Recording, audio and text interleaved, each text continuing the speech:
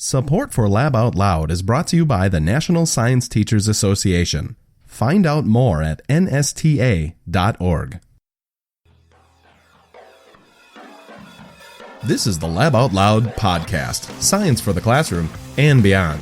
And today we're taking our third look at place-based education. This time, through the lens of a middle school teacher, we look at what student buy-in looks like. Buy-in is there in terms of the reason why we're learning these things. It's there. The connections to the content comes easily, and the students are energized about the work. And even the content and the connection to the community. I feel much more connected to the community than just somebody who works with kids during the day. I feel like we're having a larger impact. That's up next on Lab Out Loud, but first, I'm your co-host, Dale Basler. And I'm Brian Bartel. And we're back for our third and final show on our series on place-based education. In this episode, we have a teacher who's going to walk us through some of his experiences with lessons that he's worked on that connect to his community. My name is Chris Wyland, and I'm a 7th and 8th grade math and science teacher at a little charter school in Portland, Oregon, called the Cottonwood School of Civics and Science. So you're like the third person in this series on place-based education, starting with our conversation with Greg Smith and Ethan Lowenstein, and then also with Kevin Krasnow. And through each one of these episodes, we ask our guest, what is place-based education? I think that place-based education is hard to put into one sentence because it is so all-encompassing. It's a different way of approaching education that relies heavily on the community. So community in multiple senses, community in the classroom, but also the greater community around the classroom and the school. Place-based education, the content is driven through what is around us, whether it's math or social studies or, in this case, science. We're looking for science in the community, and then we're creating connections to the content standards that we need to hit. And so it really is driven from the community rather than driven from the standards that are placed in front of us. We've had some examples of some place-based education opportunities, and one of the things that struck us a little bit different with you is that you're going to tell us a little bit about a unit that you did rather than necessarily transforming your entire curriculum around place-based education. But can you tell us a little bit about, start us off with, what is this unit that you did? Absolutely. The unit that we put together and went through this fall is an ecology unit that I do. My school operates on a 2-year cycle, so I teach the same content to the 7th and 8th grade, and then it rotates through every 2 years. So I have 2 classes that I worked with around ecology. And what we did is we partnered with the Portland Parks and Recs, so the local parks agency, and they're planning, and it's actually been 10 years in the works, they're planning a culvert renovation for a wildlife refuge here in Portland, Oregon. And the culvert is planned to take a reservoir that is currently 30 acres and cut it down to 15 acres. And so that's our initial problem. And since we're already in connection with that, and we just reached out and we're like, hey, we're working on ecology. Are you guys looking for, are you doing anything that you just don't have enough time to collect data on? Outside, Portland Parks and Recs, they always have things that they're doing. And this was an amazing opportunity because they're drastically changing a wildlife refuge.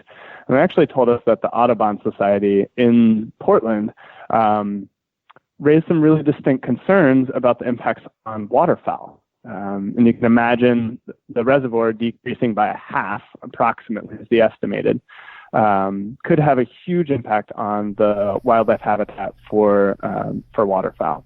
Why is it being decreased? Good question. So it's the reservoir in the wildlife refuge is being decreased because currently it's completely cut off from the river ecosystem. So there's a not only a railroad, but also a pedestrian bike pathway that has been built in between the wildlife refuge and the Willamette River, which is a huge river that feeds into Columbia and on out to the ocean. And currently the culvert is only 4 feet wide by 90 feet long. So it is not a stop-off point for the seasonal salmon. B, it's like really in terms of wildlife, they don't use it to get back and forth between the ecosystems. And so that ecosystem is completely shut off. What they're going to do is they're going to take that culvert, they're going to expand it. So instead of 4 feet, it's going to be 20 feet in diameter. And then they're going to cut the distance in half, so 45 feet. Wow. And the goal is to, the real big focus is salmon, but then also they're talking about by making it that large, you can get the deer population to move in and out. You can get just massive amounts, hopefully, of biodiversity flowing back and forth between those two natural ecosystems that have been unnaturally cut off from each other. Wow. So can we back up a second? Because, I was a biology teacher for many years. And, when I got to like Unit 3, Ecology, I started going over, all right, we need to cover biotic factors, abiotic factors. How do we work in food web and, things like that. But it sounds like that's not the approach that you're taking here. Yeah. Making myself feel a little outdated but okay. Yeah. No, the amazing part about this unit is that in the classroom, that's exactly where I started. I started with abiotic and biotic factors, but then we went out to the ecosystem and we looked for all the abiotic and biotic factors. And one of the abiotic factors was the culvert.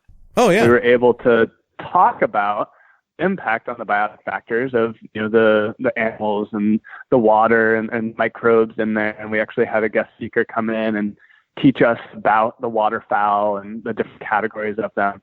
But the approach that we take for place-based education is that I still have traditional, content class in the building. And then the idea is when we get outside of the building that we're applying all those concepts, or we're doing exploratory work and then we come in and we solidify them in the content.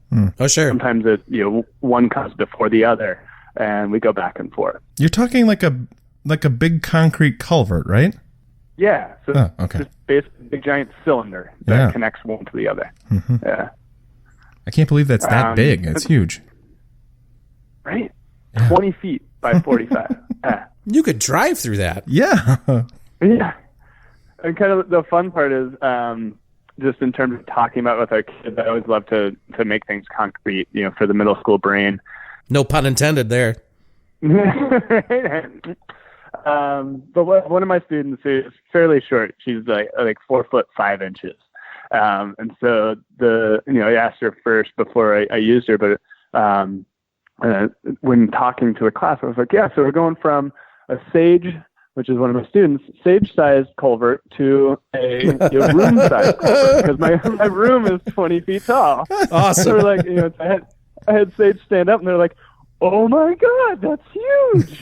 Hashtag real world measurements. Yeah, not everything will be measured in standard sages. Standard sages and standard rooms. All right. So this is the Ecology Unit. What do the kids get out of it? Where, do they come to school in waders and what are they doing? Oh God. What are they not doing is really the question. They do everything. I provide it feels like to me, I provide supplemental content information. That really all it does is take what they're doing in the field and throws the scientific jargon onto it. So we split up, and I have a co-teacher who teaches humanities, but in terms of the projects we work together, we split up the class into different jobs. So they actually wrote out job applications, and we had 10 different categories of jobs ranging from equipment manager, team leaders, water quality specialists, waterfowl specialists, vegetation identification specialists, soil specialists, and they each studied and learned their specific content. And they learned how to take measurements, record the data. They developed their own data sheets that they were going to record. I even had artists, journalists, and historians who all had different specific jobs that were all encompassing. And together, they worked in their expert groups. So they developed their data sheets, they learned everything. But then they split up into groups that had one person from every different job. And then when we went out in the field, they were responsible for their job. We would go out once a week. It was a lot of out time, but they went out once a week for 8 separate weeks, and they collected their data. And every week, throughout the fall, they got to experience the fall season come in. You know, we went out one day and it was 90 degrees, and then the last day we were out there, it was raining and 45. And so they got to like really experience the seasons in a way that I don't think that in the scientific mind, they were able to ever experience otherwise. Okay. But they were out there and they were collecting the data. And then we would come back and we would meet in our expert groups and they would process the data. So they would wrestle with what the numbers meant. They would compare between different locations. So we had 5 different locations around the reservoir that they were collecting data. And the data was all, it's not for drawing conclusions. It's all for baseline data because they're not changing the culvert yet. So all this is beforehand. And then they're going to change the culvert. And then my group of students that come 2 years later will go back out and take the same data and then compare it. And so it's going to be this long-term, 3-year-long process of before then it happens. And then students come in and I'll be able to teach ecology using the same unit, but instead they're going to be doing the conclusions rather than creating the hypotheses. So will the students that started it, will they get a chance to revisit it afterwards? You have to find them? Yeah, so I'm going to find them. One of the things that I always do with my students is I ask them for their personal emails if they're open to it, so that I can stay in contact with them about like the legacy of their work.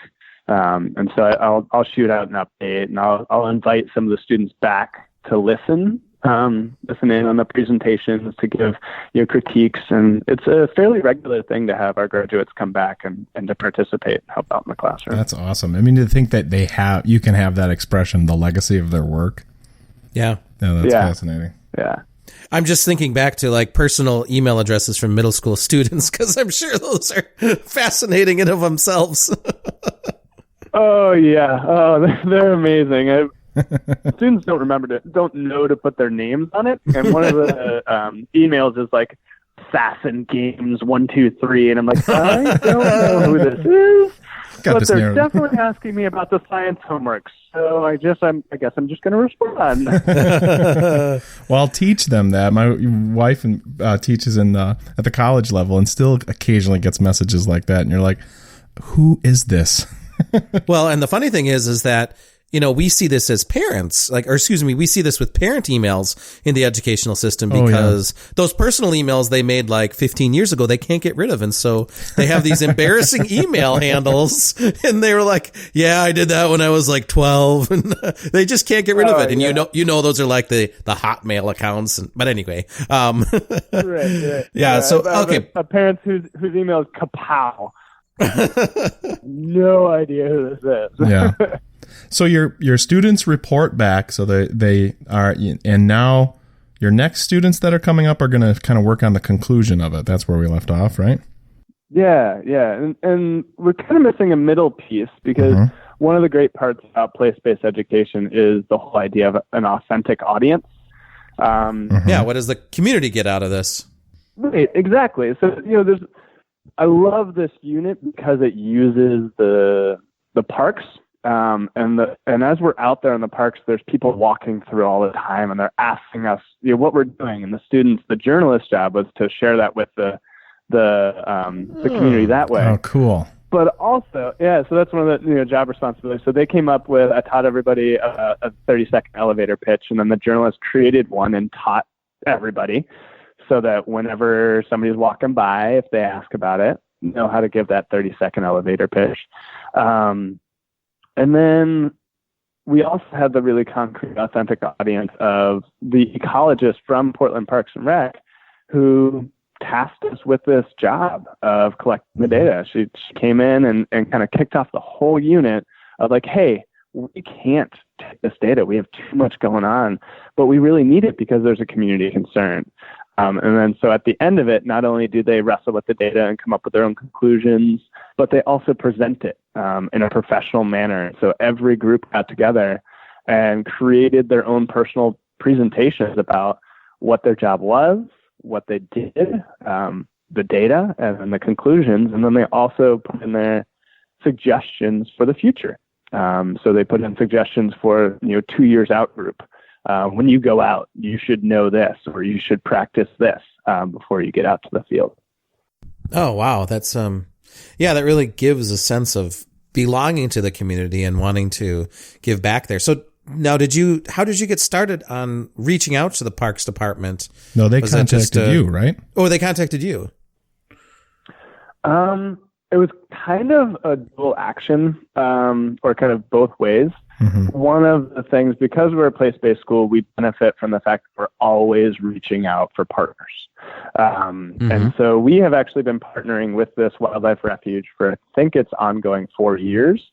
But most of what we've been doing is just restorative work. And so we bring our kids out and they go and, maybe they're pulling English ivy, which is an invasive species, and are able to teach about invasive species that way. Or they're going out and they're planting aquatic plants to try and preserve this vernal pool, to try and increase the possibility of amphibians breeding and populating the area. And so they've done that over the past 4 years. And this year we kind of took it to the next level. Since we already have an ongoing partnership with them, we knew that we were doing ecology. We kind of did that whole reach out thing of like, hey, do you have anything that you can't do? Data that you need collected that we can help with. So it did come from us, kind of reaching out and talking to our connection person. Her name is Laura at Portland Parks and Rec, and she gave a couple of them. The whole concept of citizen science is pretty big right now. So we threw that term out, and she's like, yes, you can. Yeah. All these different things. And then we got to, pick out of the hat, the ones that connected the best. Mm. What I really like about this example is, we sometimes think about, or I sometimes think about place-based education. And I'm like, well, yeah, but what do we do if we don't have a school forest, or, if we are not near a watershed or something like that? But it sounds like just start reaching out to community members and start seeing what can be done and what it needs to be done. Yeah, like in the past, before my time at the school, there's another teacher here who did we didn't have any parks within walking distance, so on and so forth, but we did have a community, like our little community was building. And so all these high rises were shooting up right next to our school. And so that brought in with it a whole bunch of more people, but also a whole bunch of more dogs. And with dogs comes all the dog poop. Mm-hmm. And so it was a really big issue in the neighborhood that the students noticed. And what they did is they reached out to the neighborhood organization, and they were like, hey, we noticed this. Is this an issue for you guys? Is there anything that we can help you out with? And, indeed, what they did was they recorded where it all was, all the dog species. Well, that's got to be a fun app. Right? So they graphed it out, and they put together a presentation for the neighborhood board, and then the neighborhood board was so impressed. They were like, hey, can you help us decide, we've got these funds, we want to put in our poop bag stands. Oh, sure. Where are the best locations for them? And so the students then got together and they put together these proposals of why these specific locations and the signage would be the best based on the data of where the dog poop was. So you don't have to have like a park or a wildlife refuge or a watershed, but you can also dive into that community impact. But in the classroom, they studied soil ecology through the fecal matter. Oh, wow. And they looked at right? You chose poop, you're getting into poop. Right? So they looked at like samples, and they actually cultivated good soil. They took samples of soil from around the community, and they looked at the chemical composition, and they actually think, it's a little bit secondhand, but I think they looked at the microbe colonies that existed in there. And they actually did some like grass growing and looked at, grass growing over regular soil versus over soil that had, fecal matter that sat there for a week with rain. And they were able to pull some data from that, which is pretty fascinating and in-depth if you're just thinking, hey, dog poop. Absolutely. And this is middle school, right? Yeah, this is middle school. Now, have you always taught in this kind of setting, Chris? No, I actually started out my teaching career in New York City.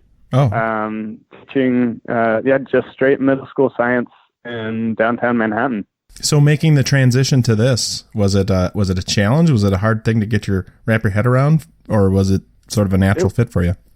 The transition to place-based education was one of the most inspirational times of my life. It was hard, I'll tell you that. But one of the reasons why I applied to the school was because I felt like it dealt with a lot of my qualms with public education, and the disconnect between the standards and the life around the students. Hey, we don't have all night though now, Chris, to talk about this. But no, honestly, we've had a couple other conversations today that have kind of gravitated back towards that, and it is frustrating. But go on. No, I was getting on my soapbox, but basically, it's hard. It is a little bit of extra work, but it's worthwhile work because the students, there's buy-in is there in terms of like the reason why we're learning these things. It's there. The connections to the content comes easily, and the students are energized about the work. I imagine that's got to be engaging for you as well. I mean, we hear about teacher retention as a problem and burnout, and I'm getting the sense from talking to you and to other people that that's not happening with place-based education, that you feel more a part of the system and instead of against it. Yeah, absolutely. I definitely feel more a part of the system. I feel like I have more control. I also feel that the content and the connection for the students is very worthwhile. And even the content and the connection to the community. Like I feel much more connected to the community than just somebody who works with kids during the day. I feel like we're having a larger impact, and that just really it connects to the retention value that you referenced earlier. It definitely, I don't want to go anywhere. I want to put in the extra work. Mm-hmm. And probably vice versa. There's a reciprocity from the community feeling better about the students that are in it too. Yeah. I mean, we get lots of feedback. Even like we just went to the library, and we had librarians come up to us and say, and ask our students to volunteer for the summer reading program. And I think part of that is just because of what place-based education does for students, the community that it builds. In order for students to be able to get out of the classroom, they've got to understand and know that what they do outside of the classroom, real life things. And so when they leave, they're not just doing their own middle school thing. They're going out and they're being representatives. They're going out and actually connecting with and engaging in the community. So it's less of like I just get to be a middle schooler and just do my own thing. It's more of I understand my impact on the world around me. And so they really do, it shifts their mode when they leave the school building. Do these being middle schoolers, do they struggle with some of these things? Maybe they have to face controversy or conflict, things like that. Not maybe just with their fellow students, but some of the viewpoints in the community. Do those things ever come up? Those things definitely come up. And one of the things we do at our school, which is interesting, and I think is partly essential to the place-based education model, but can be incorporated into any class, is we do a lot of really focused community building at the beginning of the year, where we kind of push off the content in order to build like a really strong community within the classroom and between the teacher and the students. And what that does, that allows us to have real conversations with them and wrestle with really deep topics. And so when that comes out outside of the classroom, we've already brainstormed and wrestled with the best way to handle that. When do we speak up and how do we speak up, and in what ways and what impacts does that have? And so again, that kind of comes back to that whole community aspect, that we're not just separate from the community. but that we're learning about our role in the community. Yeah, and that can be scary sometimes. We talked to a couple authors a few episodes ago about introducing controversy into the classroom, and instead of detouring around it, but giving kids the skills to kind of navigate through those discussions. Some of them a hard discussion. Yeah, and I think this day and age, and maybe everybody says it this day and age when we get to that day and age. But anyway, I think true. Right? I think this day and age is kidding. important for us to learn how to talk about disagreements, or differences of opinions, or differences of viewpoints. I'm coming from here, you're coming from there. How do we have that difficult conversation and find common ground? We definitely. Yeah, the common ground, or just the ability to listen without instantly trying to jump to proving your point. We do a lot of work around that in terms of we actually, in the morning time, we take 5 to 10 minutes to share out. And one of the ways that we practice it is super simple. It's less about disagreements, but before somebody else gets to share about their weekend or something that they want to share, their task is to first recap what the person before them said. And so just that act of recapping or reciting what another person's story or point of view is helps them to start to connect with where people are coming from before they then say their piece. And so it's little things like that, I think, have a really big impact. Yeah. I'm a parent of, I got a house of middle schoolers right now. Do you see these skills? You have a high school kid too. And a high school kid. Do you see these skills then being put in, what you kind of developed with the science curriculum? Do you see them kind of being used in their maybe day-to-day kind of interpersonal lives or something like that ever? Yeah, I definitely do it. A lot of the tools that we teach them in terms of because middle school is middle school there's a lot to bite off with middle school other than just yeah, all the social emotional stuff, right? Yes. I really consider middle school is 60% social emotional teaching and about 40% content and other things that you can get in. There's a lot that you're working with. But yeah, I see it show up all the time, in terms of group work. We're really, really heavy on group work in the school. We have, because we're a charter school, we attract a different population of students here in Oregon.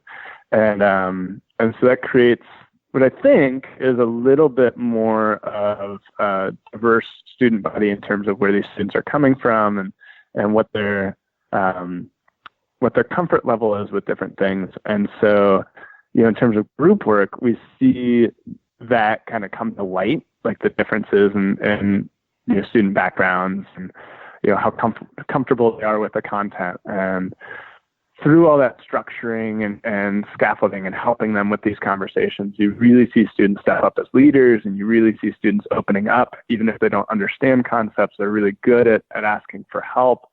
And everybody's really good at helping each other, and they really intuitively get that aspect of we're all in this together. We're all in this together.